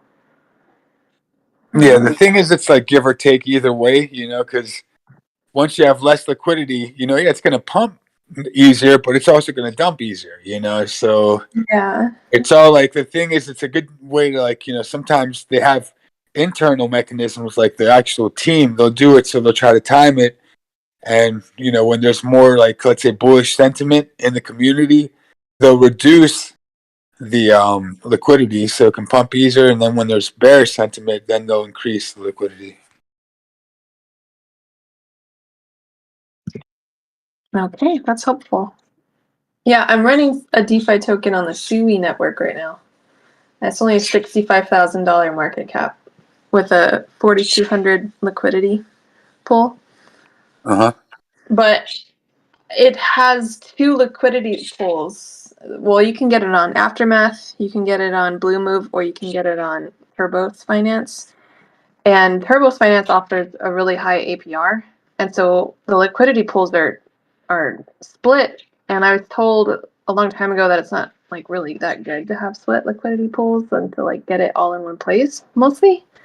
And since one called Blue Move has most of the volume, I think that's where most of the liquidity should be. But I'm learning a lot from you by you just talking about it, because as the ratio is getting higher, I'm a little concerned because the chart is a little bit more stable when your ratio is good. So I thought 10 was good, but yours is at 18. I mean, yours is way higher market cap. Mine's only $65,000. But Well, yeah, and the ratio was even higher. But like I said, like now everyone kind of figured it out. That it's like, guys, like we're not moving because it's too high, too much liquidity is in here. We had like $15 million, $16 million a few hours ago of liquidity. Oh, wow, yeah. Yeah. And it just got reduced to 7.5. And when liquidity is taken out, I thought that was a sign that it looked bearish, but you guys just have an understanding. Well, as long as as long as the community knows what the reason is for the liquidity being removed. Because if you see on the order book and you start seeing a lot of reds, like liquidity being removed, because you can see on Deck Screener when it's added and removed, some people do get spooked. But then at the same time, it's like as long, it's like sometimes people remove it because they want to go in the next range. So it's still a guessing game at the end of the day, But it is good to like keep eye on that. If you don't know and like nobody really knows and liquidity is getting taken away while the price is dropping, that's bad, So if liquidity is getting taken away while price is rising, that's actually might be an internal mechanism that the devs are actually trying to help artificially pump the price, which could be good for a short-term scalp, What's really scary when there's no liquidity left. Well, yeah, that's the rug. That's Yeah. what happens. But if you're on those micro caps like you are, like you're on the straight micro, it's really important to go on Twitter, and as long as but don't show something that you think could be a rug pull. Make sure you did enough research that you feel comfortable before you sell it. But it's like that's really important to go out and like spread the word as much as you can, and just talk about it and give it to people with those micro caps, because that's how you plant the seed, and those things can grow, and they can get up to like $1 million within 2 days.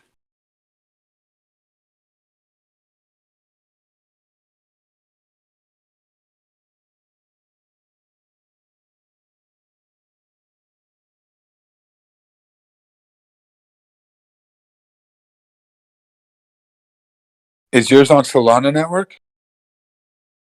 No, it's on Sui, SUI. So it's on, like, you can go on Deck Screener and then. Okay. SUI has its own blockchain? Yeah. Nice. Yeah, it's pretty new. It's like over a month old. How old is this? Yeah, it's super new. Not a lot of people are on it yet, so it's not oversaturated with too many shitcoins like Solana.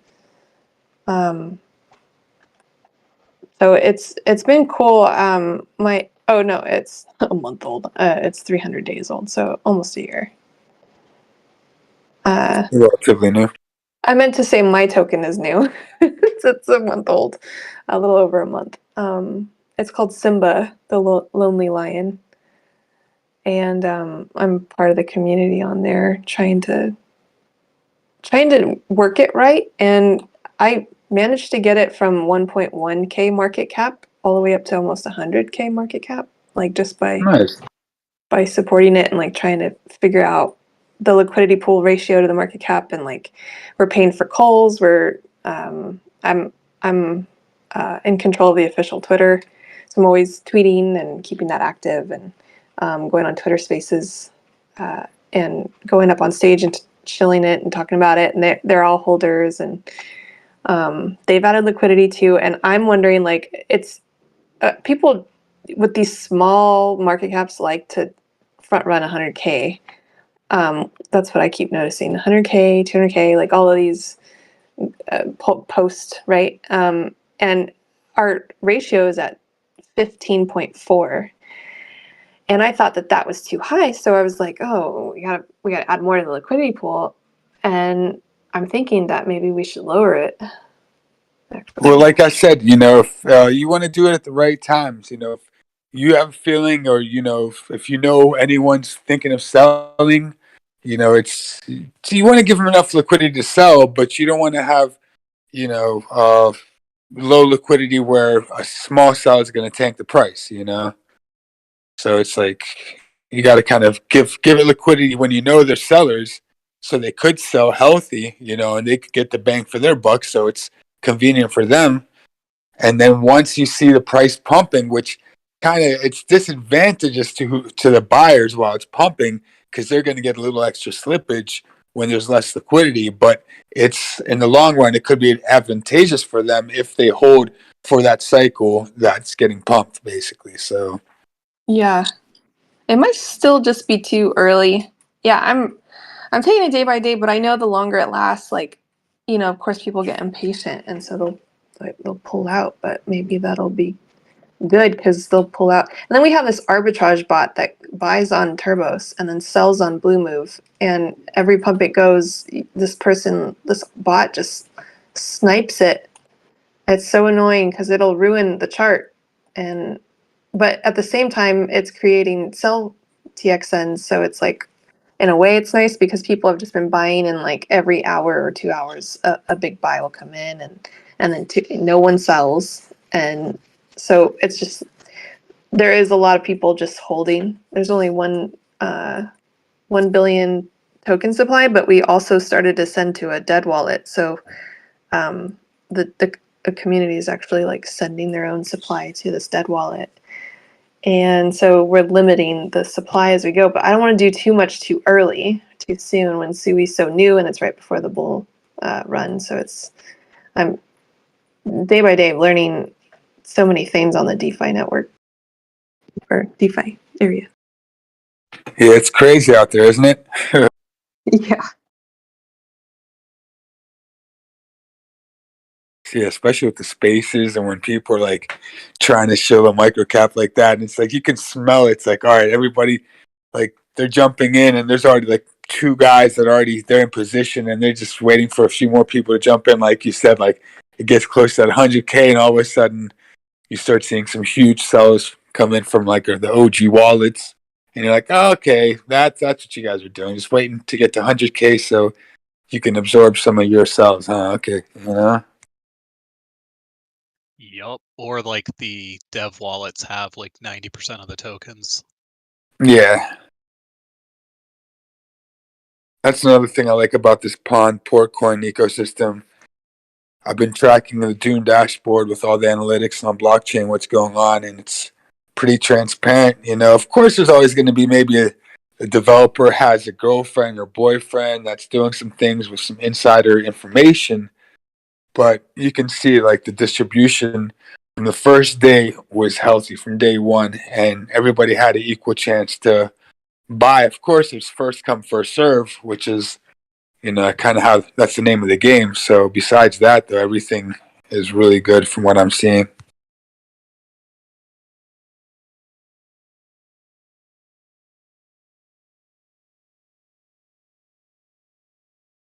Did they release like the majority of tokens day one, or did they like slow drip it out like Majority was already out day one, and then got just distributed through this thing they call spawning, and they're actually giving Pepe rewards also at the same time while they're giving you PNDC reward. So that's how the distribution was going. So you'd put in Ethereum and you'd get PNDC and Pepe. So the PNDC was getting diluted like that through the spawning process. But now they're not using Pepe, they're using Pork. So Pork is getting not artificially, but internally inflated every time someone does the spawning event now. So when they go to spawn their Ethereum, they call it spawning because it's like a test tube or breeding right now. And they put their Ethereum in. So half the Ethereum of whatever, like someone buys 1 Ethereum worth of the spawn, half of that goes to Pork and half of it goes to the LP, from what I'm understanding. Yeah, the LP. And that goes to buy Pork. It buys it on the open market, basically. So it creates buy pressure for Pork every time somebody wants to get that PNDC through the mining mechanism or spawning mechanism.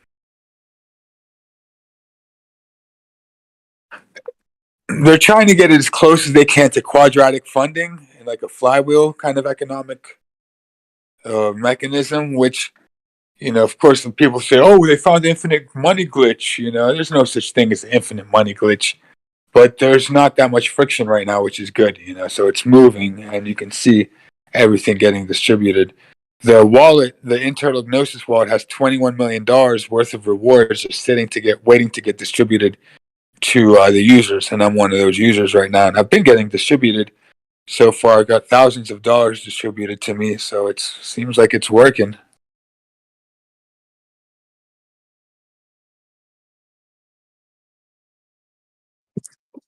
Thank you. I communicated this to my TG.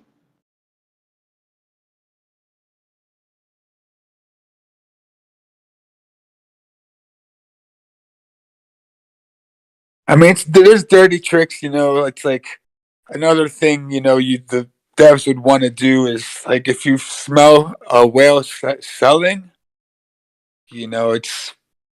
sometimes it's better to not lose if you have liquidity in the pool, you're not going to give up your Ethereum or whatever your base token is with what's paired up with what you're trading. So you'd actually want to pool liquidity if you're trying to preserve that token. So it depends on your situation. Like, do you want to preserve, on Uniswap, it would be like Ethereum, Pork, let's say. So if I'm like, I'm not trying to give up my Ethereum, I'm just gonna remove a lot of the Pork liquidity, So I don't know. There's so many ways you can go at it. Yeah. Do you have a choice to be able to pull out just your tokens and leave your stable in there? Or do you have to take them both out when you take out your liquidity? Well, technically, I'm not doing my own liquidity because just by holding the pond water, they're doing their own mechanism inside whatever they seem fit. There's no set set formula on how they're getting their yield because they have some high risk plays and some low risk plays that they switch off on. So they do. I don't know the ranges that they set, but they do everything, all the hard work. So it's basically I got to trust them that they're doing their best on the liquidity pool, and then they generate the yield and they give it back to me because I'm in the pond water basically. So I don't have to do any of that. I don't pick the ranges. It's all basically it's for dummies, kind of. It's like you just let someone else do the dirty work for you. The liquidity providers that I've used, you have to put in like a 50-50 split to get LP tokens. So Right. like 1 ETH worth of something, and then 1 ETH worth of like Pork, let's say. A terrible example, but just any token. And so like the dollar value needs to be basically equivalent. And then when it gets entered, it will just shift one way or another. So if everybody's trading Pork for ETH, you'll be getting Pork and losing ETH. If they're all trading ETH for Pork, by the other way around. Can you rebalance that pool? It automatically rebalances, so it's always 50-50. So when you trade, it'll trade, but then that will affect the price. Right. And so that's why the price scales with lower liquidity and all these things. So yeah, what I was saying, what the devs do is, so they'll add their Ethereum onto like the order book while they still have that position, if they're trying to absorb it. If not, they do the opposite, so but yeah, you have to have 50-50 on the LP on Uniswap at least. Yeah, they might have their own. Like it sounds like their spawning system is its own like version because they're Yeah. constantly pulling in ETH and giving out their tokens essentially. And then they Well, no, probably use that ETH to fund the liquidity pool. well, what I'm getting rewarded is Ethereum. Wrapped Ethereum is what I'm getting. So I'm getting WETH. Nice. That's a good one. Yeah, it's so far so good, man. I'm like, all right, let's see how long this thing can go. I did a bunch of LPs on Sunday Swap, which was a Cardano thing, but the Cardano DeFi was like it was the very first, so it still kind of sucks. They were like yielding 80% tokens, but the price of the tokens that were being distributed would lose their value over the year. So you basically had to immediately sell them for real money, either Yeah. dollars or Cardano or something as you got them. Imagine sometimes it's probably like picking up pennies in front of a steamroller.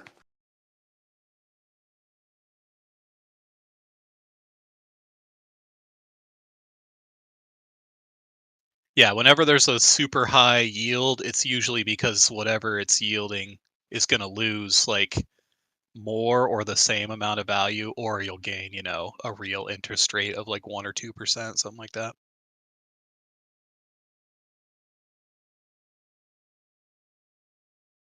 Yeah, I was gonna try to do my own, liquidity providing and mess around on Uniswap, but I was like, nah, I'm just gonna let these guys do the dirty work for me.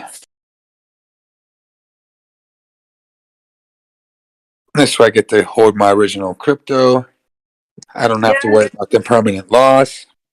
Yeah. Oh, For by the me way, to this do, Howardly's looking pretty good on Bitcoin. I might start trying to flip around. Got 15 minutes left. Oh, I want it to go down.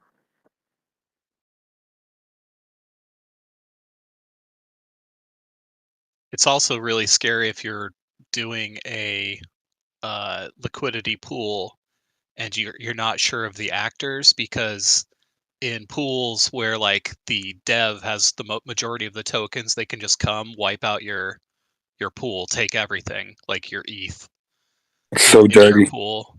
It'll spike the price for a second, but then they can just readjust their pool after they drain you. So yeah, it's a dangerous act. You got to be like know who's uh interfacing with your LP.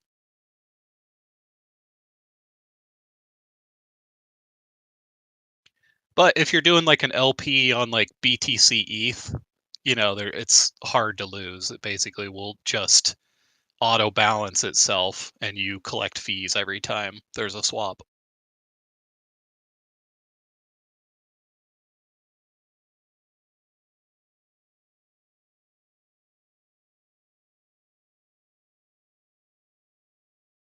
You still got to make sure you stay in the range, though, right? Yeah, I think so, because like if you get asynchronous, like you put in the 50-50, let's just say it's 1 ETH and 10, or 1 ETH to 1 WETH, and for some reason people are more trading ETH, but the WETH like goes up, you'll end up with like more ETH, and then the WETH will be through the roof. You won't have any WETH, and WETH ETH is a bad pair example, but yeah, what you can do though is shut down the liquidity pool, essentially, and then like restart one at the ratio.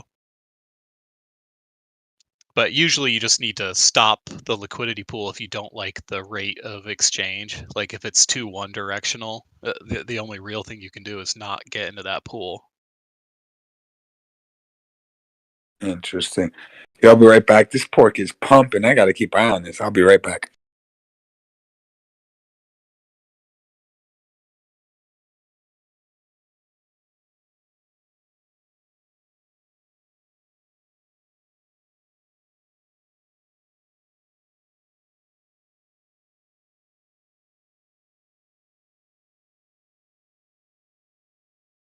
Yeah, the big thing about Sunday Swap is you could only get one of the currencies from hosting liquidity pools. And that thing was selling for like $60-$80 at the beginning because, there were just none in existence. And you needed it to feed another mechanism in this Sunday Swap LP. I kind of forget, it's been over a year. But everybody was doing LP to get that token in the beginning. I'm sure a lot of people got wrecked from asynchronous trades, but That's crazy. So the dev's on Twitter over here telling people, he's like, if you like winning, pool your fucking liquidity.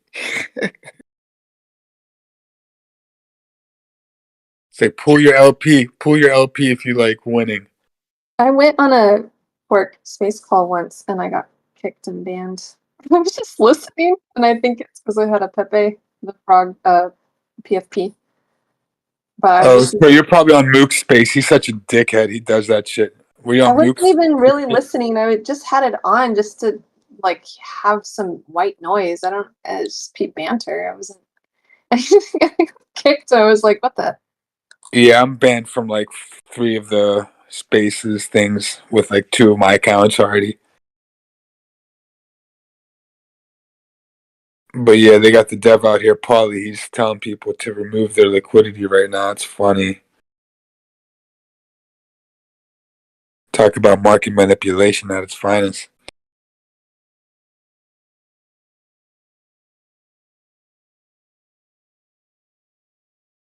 Are you still in that Pepe community? Yep. Yep. Is it holding up? Yeah. I mean, it's got Nice. a floor, like 2 million, I think. Nice. We burned 18.3% of the total Cirque supply, so now there's only about 800 million tokens total. Not bad. Yeah, I'm waiting patiently.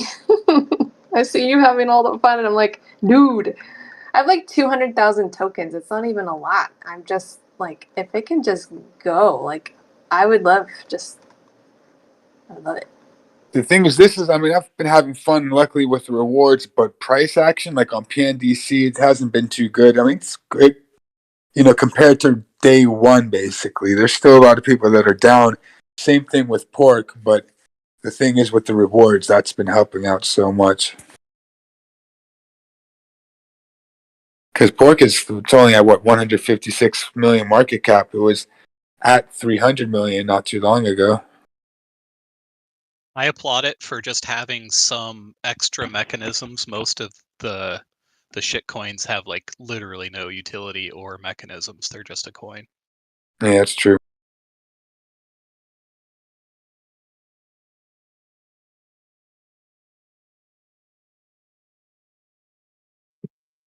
Damn it.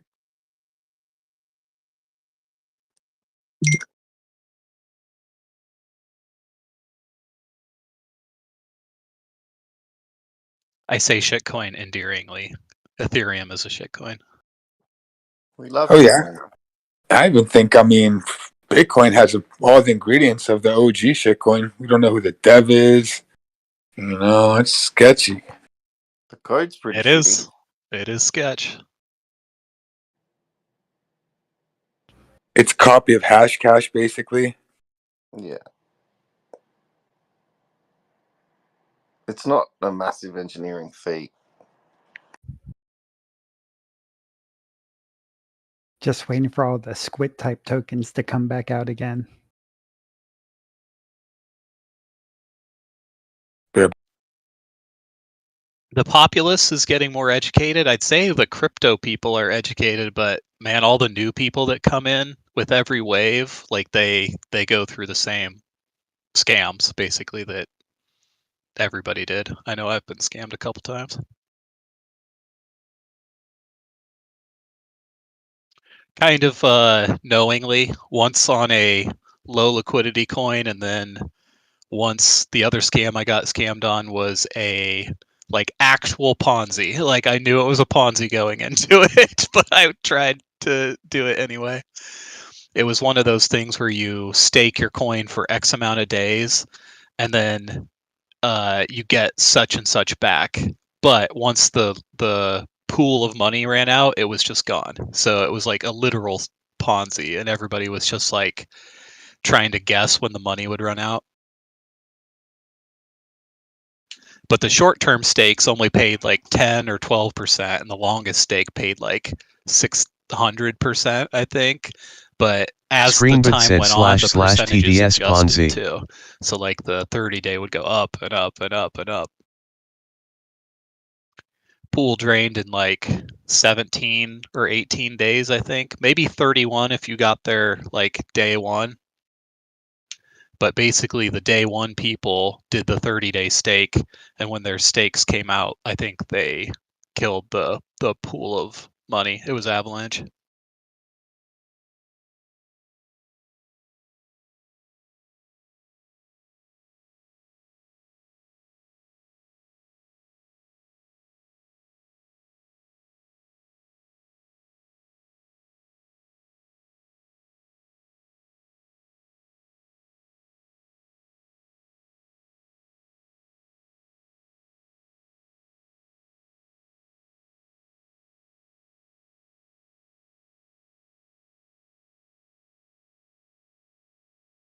Freaking hate round trips so much.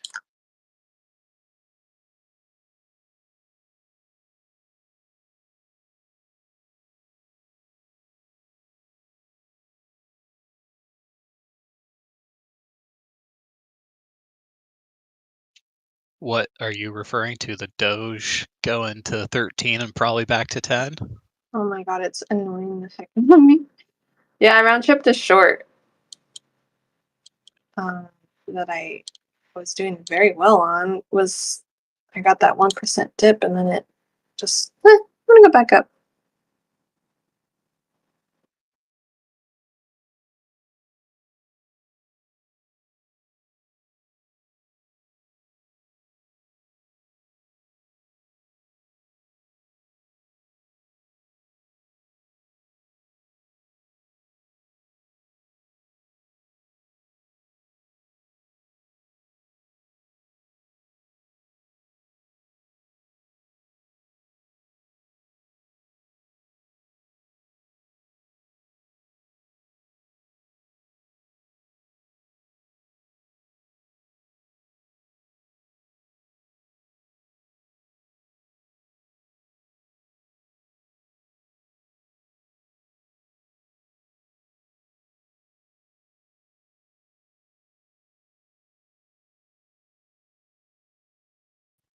I probably did 5 different market order sales because I had my take profit. The candle like went there, hovered for like 7 seconds.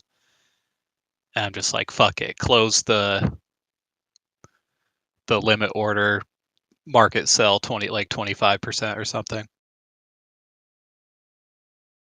I know it's bad form on my part, but sometimes like it annoys me so much when I miss the take profit by like a micro sliver.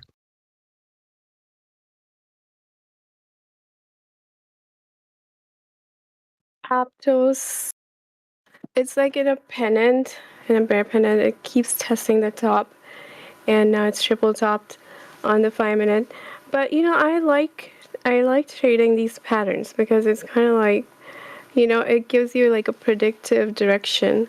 So I really like trading these. And when it gets to the top, just short it. Get the bottom, long it.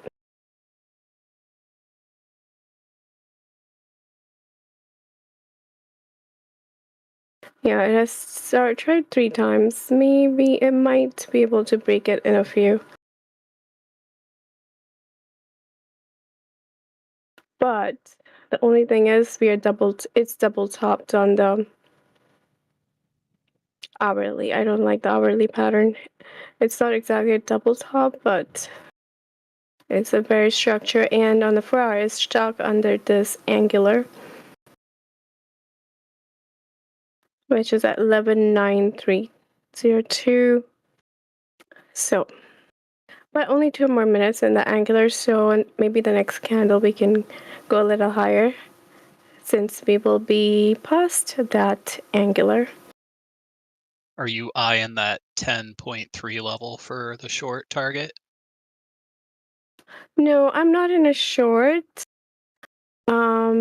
Well, I longed it till this top of this pennant, but now I'm gonna wait for it to make a decision. Okay, and you're probably gonna try to fetch another long where it stops. Yeah, I'm gonna wait for it to test the bottom of the pennant and put it long because the 4-hour angular resistance is gone in 2 minutes, and then it will be easier to go up. Next 4-hour candles in 2 minutes. Ooh. I got disconnected before. Like, I'm just like moving here and there, and I didn't mean to just like abruptly disappear. But I have been doing that a lot, so yeah, if I do that, don't mind me, because a lot of Am commotion. I hearing anime? What? No. Oh, I think Epic Hero. He turned on anime and his Discord started like playing it to me. Oh yeah, that's really weird. It shouldn't be playing in the background.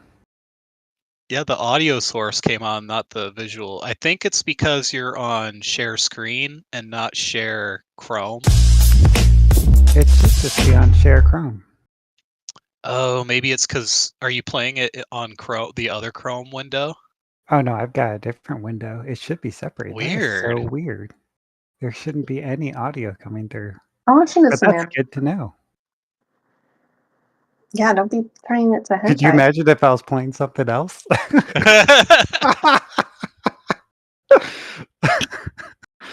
Oh man.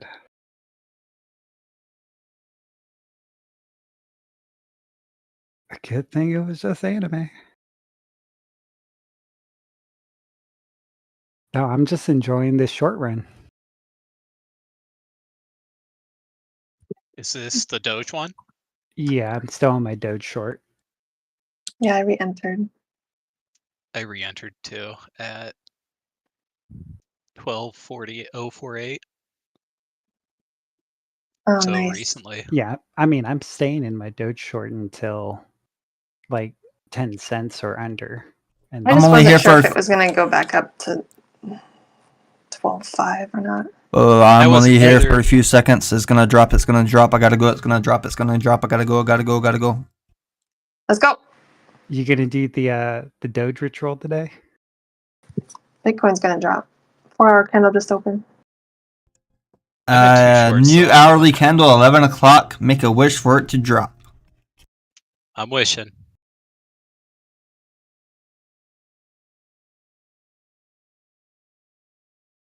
Down, down, down we go.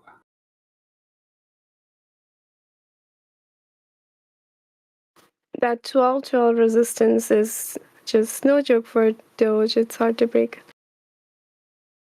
It's just crazy. It wasn't even up there for very long. We're there a minute, Doge. Don't act like it's all powerful. People are taking profits. They want their money. It even drew the Doge on the chart, the 1 hour.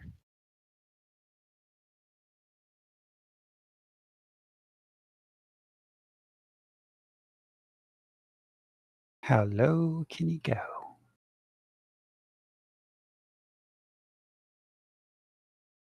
It's actually a pretty amazing drawing of the Doge on the 1 hour.